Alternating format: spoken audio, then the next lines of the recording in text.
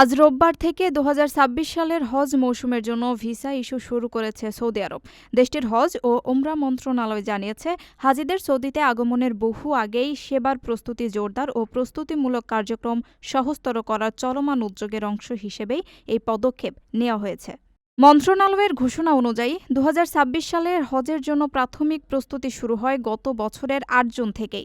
সেই সময় থেকেই বিভিন্ন দেশের হজ অফিসগুলোকে পরিকল্পনার প্রাথমিক নথি ও দিক নির্দেশনা পাঠানো হয়। এরই ধারাবাহিকতায় ডিজিটাল প্ল্যাটফর্ম নুসুক মাসারের মাধ্যমে পবিত্র মক্কা ও মদিনার তাঁবুসহ অন্যান্য আবাসন সংক্রান্ত বিস্তারিত তথ্য সরবরাহ করা হয়েছে। মন্ত্রণালয়ের ঘোষণা অনুযায়ী মার্চ মাসের মধ্যে ভিসা দেওয়ার যাবতীয় প্রক্রিয়া শেষ করে হাজিদের আগমনের তথ্য জমা দিতে হবে।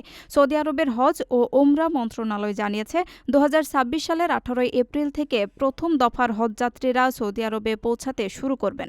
এর মাধ্যমে হজের চূড়ান্ত পর্যায়ের কার্যক্রম শুরু হবে।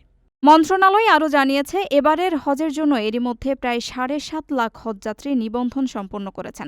এদের মধ্যে ৩০,০০০ হাজি সরাসরি নিজ দেশ থেকে প্যাকেজ বুকিং দিয়েছেন। এক বিবৃতিতে মন্ত্রণালয় হজ বিষয়ক দফতর ও সেবা প্রদানকারীদের অনুমোদিত সময়সূচি পুরোপুরি অনুসরণ করার আহ্বান জানিয়েছে। এতে বলা হয়েছে, নিরাপদ, সুশৃঙ্খল ও মর্যাদাপূর্ণ হজ নিশ্চিত করতে আগাম পরিকল্পনা অত্যন্ত গুরুত্বপূর্ণ।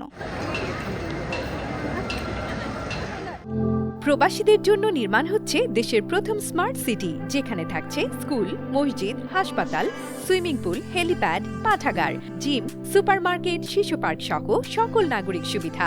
মাত্র ৩০ লাখ টাকা বিনিয়োগে মিলছে আকর্ষণীয় ফ্ল্যাট। প্লাটিনাম ইনভেস্টরদের জন্য ঢাকা বিমানবন্দরে ভিআইপি প্রোটোকল সুবিধা। বিস্তারিত জানতে যোগাযোগ করুন স্ক্রিনে দেয়া হোয়াটসঅ্যাপ অথবা ইমো নাম্বারে।